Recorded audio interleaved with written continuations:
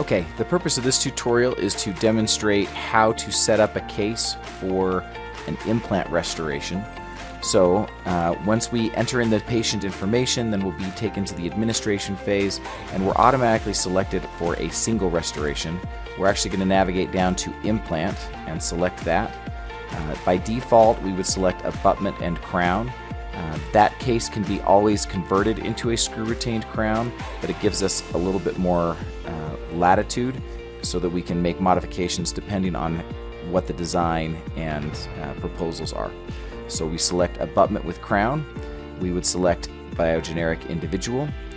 As far as abutment material, we would select Ivoclar Vivadent and select IPS Emax CAD grinding. We can select either one of the milling units. And then as far as tie base, by default in our office, we are placing Blue Sky Bio Max implants. And so if we place that implant, then it would be a NBA 4.5. And that stands for Nobel Active 4.5, or their narrow platform. So we would select that. As far as scan body type, if we are scanning directly onto the tie base, which is unusual, then we would select that. Generally, we are using scan posts, so we would select scan post. And what you'll see there is that it's got all of the appropriate data. At that point, we would select tooth number 5. And what you'll see is the case details will then summarize everything we've selected.